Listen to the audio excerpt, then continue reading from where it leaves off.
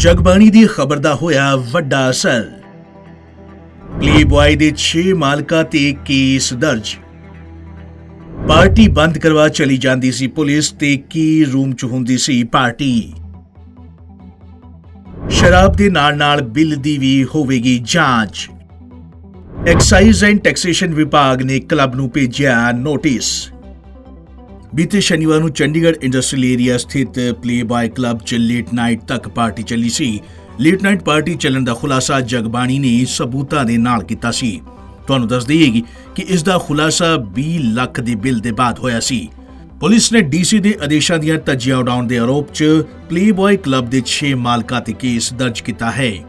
Police ਨੇ ਪਲੇਬॉय club ਦੇ ਨਿਖਿਲ, ਸ਼ੁਭਮ, ਕਰਨ, ਸਮਰ, ਪ੍ਰਭਜੋਤ ਅਤੇ ਮਿਨਹਾਸ 6 ਮਾਲਕਾਂ ਦੇ ਖਿਲਾਫ 188 ਦੀ ਕਾਰਵਾਈ ਕੀਤੀ ਹੈ। ਪਰ ਹੈਰਾਨੀ ਦੀ ਗੱਲ ਤਾਂ ਇਹ ਹੈ ਕਿ ਹਾਲੇ ਤੱਕ ਨਾ ਤਾਂ ਕਿਸੇ ਦੀ ਗ੍ਰਿਫਤਾਰੀ ਹੋਈ ਹੈ ਅਤੇ ਨਾ ਹੀ ਕਿਸੇ ਦੀ ਜ਼ਮਾਨਤ। ਕਲੱਬ ਮਾਲਕ ਪੁਲਿਸ ਦੀਆਂ ਅੱਖਾਂ 'ਚ ਝੋਕਦੇ ਸੀ ਧੂੜ। ਇੰਡਸਟਰੀਅਲ ਏਰੀਆ 'ਚ ਬਣੇ ਪਲੇਬॉय ਕਲੱਬ ਦੇ ਮਾਲਕਾਂ ਨੇ ਇੱਕ ਕੀ ਰੂਮ ਬਣਾਇਆ ਹੋਇਆ ਹੈ। ਪੁਲਿਸ ਦੇ 1 ਵਜੇ ਡਿਸਕੋ ਬੰਦ ਕਰਵਾਉਣ ਦੇ ਬਾਅਦ ਇੱਕ ਕੀ ਰੂਮ 'ਚ ਸਵੇਰ ਤੱਕ ਪਾਰਟੀ ਚੱਲਦੀ ਸੀ। ਇਸ ਰੂਮ ਦੀ ਖਾਸੀਅਤ ਇਹ ਹੈ ਕਿ ਇਸ ਨੂੰ ਪੂਰਾ ਸਾਊਂਡ ਪ੍ਰੂਫਿੰਗ ਕੀਤਾ ਗਿਆ ਹੈ ਤਾਂ ਜੋ ਆਵਾਜ਼ ਰੂਮ ਤੋਂ ਬਾਹਰ ਨਾ ਜਾ ਸਕੇ। ਇਸ ਰੂਮ 'ਚ ਇਹੋ ਰਸੂਖਦਾਰ ਹੁੰਦੇ ਹਨ ਜਿਨ੍ਹਾਂ ਦੇ ਮਹਿੰਗੇ ਟੇਬਲ ਬੁੱਕ ਕੀਤੇ ਹੁੰਦੇ ਹਨ ਅਤੇ ਉਹਨਾਂ ਹੀ ਰਸੂਖਦਾਰਾਂ ਨੂੰ ਸਵੇਰ ਤੱਕ ਪਾਰਟੀ ਕਰਵਾਈ ਜਾਂਦੀ ਹੈ। ਇੰਨਾ ਹੀ ਨਹੀਂ, ਇਸ ਕਲੱਬ 'ਚ ਹੁੱਕਾ ਵੀ ਪਰੋਸਿਆ ਜਾਂਦਾ ਹੈ। ਖਾਣਾ ਪੂਰਤੀ ਲਈ ਕਲੱਬ ਨੂੰ ਭੇਜਿਆ notice. Chandigarh excise and taxation department ਨੇ ਕਾਰਵਾਈ ਦੇ ਲਈ ਕਲੱਬ ਮਾਲਕਾਂ ਨੂੰ ਇੱਕ ਨੋਟਿਸ ਭੇਜਿਆ ਹੈ। ਇਸ ਤੇ ਮੰਗਲਵਾਰ ਨੂੰ ਐਕਸਾਈਜ਼ ਐਂਡ ਟੈਕਸੇਸ਼ਨ ਵਿਭਾਗ ਨੇ ਪਲੇਬॉय ਕਲੱਬ ਦੇ ਮਾਲਕ ਨੂੰ 1 ਹਫ਼ਤੇ ਅੰਦਰ ਆਪਣਾ ਜਵਾਬ ਦੇਣ ਲਈ ਕਿਹਾ ਹੈ। ਨੋਟਿਸ 'ਚ ਪੁੱਛਿਆ ਗਿਆ ਹੈ ਕਿ ਜਿਸ ਵਿਦੇਸ਼ੀ ਗੈਸਟ ਦੇ ਇੱਕ ਟੇਬਲ ਦਾ ਬਿੱਲ ਉਹਨਾਂ ਨੇ ਲਗਭਗ 20 ਲੱਖ ਰੁਪਏ ਬਣਾਇਆ ਸੀ, ਉਸ 'ਚ ਜੋ ਗੈਸਟ ਨੂੰ ਲਗਭਗ 19 ਲੱਖ ਦੀ ਵਿਦੇਸ਼ੀ ਮਹਿੰਗੀ ਸ਼ਰਾਬ ਪਰੋਸੀ ਗਈ ਸੀ, ਉਹ ਕਿੱਥੋਂ ਆਈ। ਨਾਲ ਹੀ ਦੇਰ ਰਾਤ 2 ਵਜੇ ਤੱਕ ਕਲੱਬ ਕਿਵੇਂ ਖੋਲ੍ਹਿਆ ਗਿਆ, ਇਸ ਤੇ ਜਵਾਬ ਦੇਣ ਲਈ ਕਿਹਾ ਗਿਆ, ਜਦੋਂ ਕਿ ਡੀਸੀ ਦੇ ਆਦੇਸ਼ਾਂ ਮੁਤਾਬਕ ਸ਼ਹਿਰ 'ਚ ਦੇਰ ਰਾਤ 1 ਵਜੇ ਤੱਕ ਹੀ ਨਾਈਟ ਕਲੱਬ ਖੋਲ੍ਹੇ ਜਾ ਸਕਦੇ ਹਨ। ਪੁਲਿਸ ਨੇ ਹੁੱਕਾ ਪਿਲਾਉਣ ਵਾਲੇ ਦੇ ਖਿਲਾਫ ਕਾਰਵਾਈ ਕਰਨ ਦੀ ਗੱਲ ਵੀ ਕਹੀ ਹੈ। ਜਗਬਾਣੀ ਨੇ ਕੀਤਾ ਸੀ ਮਾਮਲੇ ਦਾ ਖੁਲਾਸਾ। ਦੱਸਣਾ ਬਣਦਾ ਹੈ ਕਿ ਬੀਤੇ ਸ਼ਨੀਵਾਰ ਨੂੰ ਹੋਈ ਪਲੇਬॉय 'ਚ ਪਾਰਟੀ ਦੌਰਾਨ ਇੱਕ NRI ਦਾ 19,84,955 ਰੁਪਏ ਦਾ ਬਿੱਲ ਬਣਿਆ ਅਤੇ ਇਸ ਬਿੱਲ ਨੂੰ ਦੇਰ ਰਾਤ 2:06 ਤੇ ਕੱਟਿਆ ਗਿਆ। ਉਸ ਦੇ ਬਾਅਦ ਵੀ ਪਲੇਬॉय ਡਿਸਕੋ 'ਚ ਹਾਈ ਵੋਲਿਊਮ ਡਾਂਸ ਪਾਰਟੀ ਚੱਲਦੀ ਰਹੀ, ਜਿਸ ਦੀ ਭਨਕ ਪੁਲਿਸ ਨੂੰ ਵੀ ਨਹੀਂ ਲੱਗੀ। ਪਰ ਜਗਬਾਣੀ ਦੇ ਹੱਥ ਇਸ ਮਾਮਲੇ ਦੇ ਪੁਖਤਾ ਸਬੂਤ ਲੱਗ ਗਏ। ਅਸਲ 'ਚ ਪਲੇਬॉय ਕਲੱਬ ਵੱਲੋਂ ਕੱਟੇ ਗਏ ਕਰੀਬ 20 ਲੱਖ ਰੁਪਏ ਦੇ ਬਿੱਲ ਨੇ ਲੇਟ ਨਾਈਟ ਤੱਕ ਕਲੱਬ ਚੱਲਣ ਦਾ ਖੁਲਾਸਾ ਕੀਤਾ। ਇਸ ਮਾਮਲੇ 'ਚ ਖਬਰ ਛਪਣ ਦੇ ਬਾਅਦ ਪੁਲਿਸ ਦੇ ਪੈਰਾਂ ਹੇਠੋਂ ਜ਼ਮੀਨ ਖਿਸਕ ਗਈ ਅਤੇ ਥਾਣਾ ਪੁਲਿਸ ਦੇ ਹੱਥ ਪੈਰ ਫੁੱਲ ਗਏ, ਜਿਸ ਦੇ ਬਾਅਦ ਪੁਲਿਸ ਨੇ ਖਬਰ ਦੇ ਆਧਾਰ ਤੇ ਕਲੱਬ ਮਾਲਕਾਂ ਦੇ ਖਿਲਾਫ ਤੁਰੰਤ ਕਾਰਵਾਈ ਕੀਤੀ। NRI ਵੱਲੋਂ ਦਿੱਤੇ ਗਏ ਬਿੱਲ ਦੀ ਹੋਵੇਗੀ ਜਾਂਚ। ਚੰਡੀਗੜ੍ਹ ਪੁਲਿਸ ਨੇ ਆਪਣੇ ਅਕਸ ਨੂੰ ਸਾਫ਼ ਦਿਖਾਉਂਦੇ ਹੋਏ ਪਲੇਬॉय ਕਲੱਬ 'ਚ ਇੱਕ ਹੀ ਰਾਤ 'ਚ ਇੱਕ ਹੀ ਗ੍ਰਾਹਕ ਨੂੰ 19 ਲੱਖ ਰੁਪਏ ਦੀ ਸ਼ਰਾਬ ਪਰੋਸਣ ਦੇ ਮਾਮਲੇ 'ਚ ਪਲੇਬॉय ਕਲੱਬ ਦੇ ਮਾਲਕਾਂ ਨੂੰ ਸ਼ੱਕ ਦੇ ਘੇਰੇ 'ਚ ਲੈ ਲਿਆ ਹੈ। ਪਲੇਬॉय ਕਲੱਬ 'ਚ ਇੱਕ NRI ਵਿਅਕਤੀ ਨੇ ਸਿਰਫ ਇੱਕ ਟੇਬਲ ਦਾ 19,84,955 रुपए का बिल चुकाया।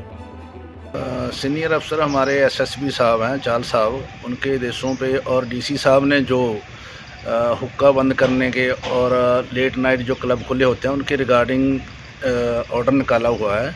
उस ऑर्डर के मुताबिक हम सभी जो नाइट क्लब हैं सेक्टर 7 के 26 के इंडस्ट्री एरिया में हैं उसमें रेडिंग पार्टी तय बना के हम डेली तकरीबन जो जिस दिन ज़्यादा रश होता है, स्पेशली बुधवार, सैटरडे, संडे, हम अलग अलग जो नाइट क्लब हैं उनमें रेड करते हैं। इसी लास्ट 15-20 दिन में हमने काफ़ी जो नाइट क्लब हैं जिनमें मिनिस्ट्री ऑफ बार है, तमजारा है, बुलेवार्ड है और दूसरा रीफ है, और कल जो रात में हमने एक पर्चा 188 का IPC का जो पलेबॉय है इंडस्ट्री एरिया फेस 1 में, उसके खिलाफ़ भी हमने पर्चा दिया है। 188 में उनको हमने बुक किया है। तो हम जो ये वायलेशन कर रहे हैं दफ़ा 144 की जो लगी हुई है ऐसे शहर में जो ऑर्डर किए हुए हैं DC साहब के, उसके रिगार्डिंग 188 के पर्चे देते हैं और इनको बार बार इनको बुला के भी हमने ब्रीफ़ किया हुआ है कि ये बिल्कुल बंद है चंडीगढ़ में हुक्का बिल्कुल अलाउड नहीं है, और टाइमिंग जो इनको दे रखा है 12 बजे तक इनका ऑर्डर ले सकते हैं और 1 बजे से तक अपना पूरा जो है सभी नाइट क्लब क्लोज होने चाहिए। उसकी जो वायलेशन कर रहे हैं उसके संबंध में हमने कार्रवाई की है। हाँ, दूसरों नाइट क्लब की जैसे हम उनमें रेड मार रहे हैं, प्ले बॉय क्लब में भी और वहाँ पारा क्लब है और भी कई क्लब है, उसमें हम रेड करते रहते हैं। जिसमें कोई वायलेशन मिलती है उसमें हम कार्रवाई करती हैं। प्ले बॉय क्लब में भी जैसे कल हमें पता चला था, कुछ मीडिया में भी आया था कि इन्होंने 2 बजे तक वहाँ पे खुला रखा है और काफ़ी एक बड़ी अमाउंट का बिल भी वहाँ पाया गया था। उसकी हम वेरिफिकेशन कर रहे हैं और जो हमें दूरी वेरिफिकेशन जो वायलेशन मिली है उसके हमने कार्रवाई की है और हमने इंस्ट्रक्शन उनको जारी किया। ग्राहक ਨੂੰ ਸਰਵ ਕੀਤੀ ਗਈ ਸ਼ਰਾਬ ਕਾਨੂੰਨੀ ਸੀ ਜਾਂ ਗੈਰ ਕਾਨੂੰਨੀ? ਹੈਰਾਨੀ ਦੀ ਗੱਲ ਹੈ ਕਿ ਗ੍ਰਾਹਕ ਵੱਲੋਂ ਦਿੱਤੇ ਗਏ ਲਗਭਗ 20 ਲੱਖ ਰੁਪਏ ਦੇ ਬਿੱਲ ਦੇ ਬਾਅਦ ਹੁਣ ਸਵਾਲ ਇਹ ਵੀ ਖੜਾ ਹੁੰਦਾ ਹੈ ਕਿ ਗ੍ਰਾਹਕ ਨੂੰ ਸਰਵ ਕੀਤੀ ਗਈ ਸ਼ਰਾਬ ਲੀਗਲ ਸੀ ਜਾਂ ਇਲੀਗਲ, ਕਿਉਂਕਿ 20 ਲੱਖ ਰੁਪਏ ਦੇ ਬਿੱਲ 'ਚ ਲਗਭਗ 19 ਲੱਖ ਰੁਪਏ ਦੀ ਸ਼ਰਾਬ ਸੀ, ਉਹ ਵੀ ਸਿਰਫ ਇੱਕ ਹੀ ਟੇਬਲ ਤੇ ਸਰਵ ਹੋਈ, ਜਦੋਂ ਕਿ ਇਸ ਦੇ ਇਲਾਵਾ ਕਈ ਹੋਰ ਟੇਬਲਾਂ ਤੇ ਸ਼ਰਾਬ ਸਰਵ ਹੋ ਰਹੀ ਸੀ। ਭਾਵ ਕਿ ਕਈ ਲੱਖਾਂ ਦੀ ਸ਼ਰਾਬ ਸ਼ਨੀਵਾਰ ਨੂੰ ਪਲੇਬਾय ਕਲੱਬ 'ਚ ਗ੍ਰਾਹਕਾਂ ਨੂੰ ਸਰਵ ਕੀਤੀ ਗਈ।